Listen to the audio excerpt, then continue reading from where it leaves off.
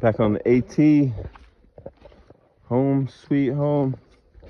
Just getting in like 2 miles, 2.5 miles there, and then 2.5 miles to the truck.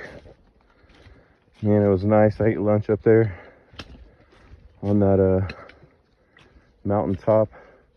Whenever I hit that cliff, it was like breathtaking. It was like the first breath was just hard to take. I think because for one, it was so far down, and for two, we were just in awe at the beauty of God's creation. And I'm up there reading in Colossians, and I have no idea why the Lord laid this on my heart. Not what I came up here for, but again, when I come up here, it's always not what I want. But it really hit me in Colossians where it talked about slavery. And it said there is no slave or free. There is no black or white or brown. So we're all one. That's what Jesus' last prayer was. Father, make them one. That's what we're going to be in the kingdom.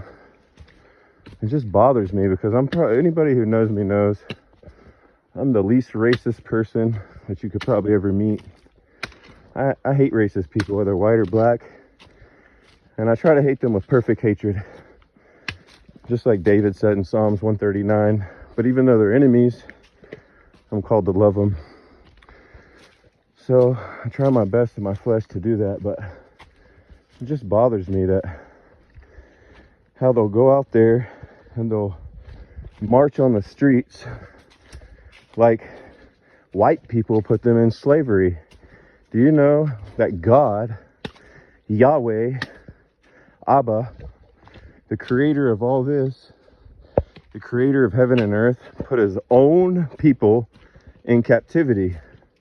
If you'll just go to Genesis and start reading, you'll see that it was punishment. And they became enslaved for 40 years by this evil and sinful and wicked king. But then God had mercy. And God sent Moses to deliver them. And, you know, there's groups, the black Israelites, who believe the black people may have been in that original group. I mean, I don't believe everything the black Israelites say, but I know that a black person and a light black person could make a white person, and there's no way that two white people could ever make a black person. So, you know, the darker skinned people, unless Adam was black and Eve was white, I don't know. I know the black people were a part of that group. So God sent them into captivity. But yet they'll believe what the news says, and they'll be out here and they'll be marching. Black Lives Matters. Church people mixed in with the worldly people believe in that lie. Man, look at this. I'm coming up to a view. But I don't know why God laid this on my heart so heavy, and it's like they're being lied to. I love black people. Most of my best friends are black. Like, man, that's breathtaking. I don't know why this is so heavy on my heart. I just wish there wasn't so much division among skin color.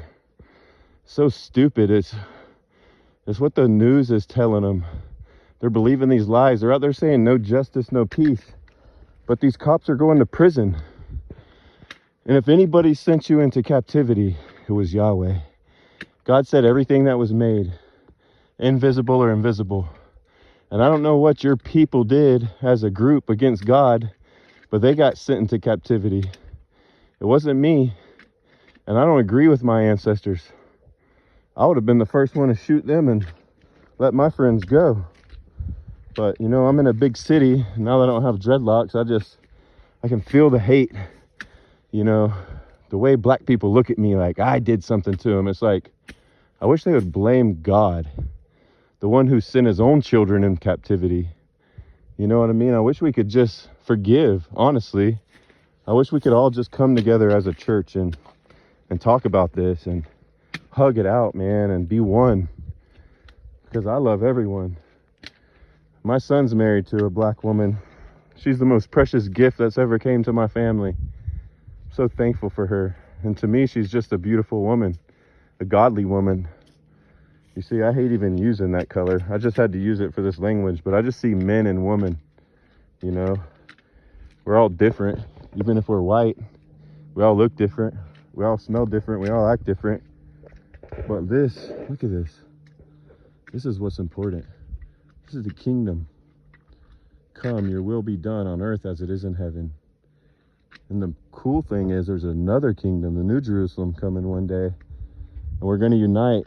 We're going to be reformed from glory to glory. And there will be no more race. There will be no more hate. There'll be no more pain, no more suffering. It's going to be all about the King, the creator of all this. I just encourage everybody, man. Like, if anybody enslaved you, it was a punishment from God.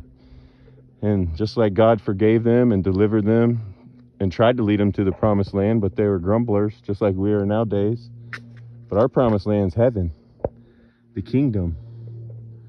And I encourage us to look forward to that, just to walk towards the promised land and forgive. If you're going to be mad at anybody, be mad at God. He's the one that enslaved his own people, not me. You know, not the white people. If there's racist white people, I rebuke them. I'll be the first ones to stand in faith with you. My brothers and my sisters. Those are my real brothers and sisters. The ones who are coming to this kingdom.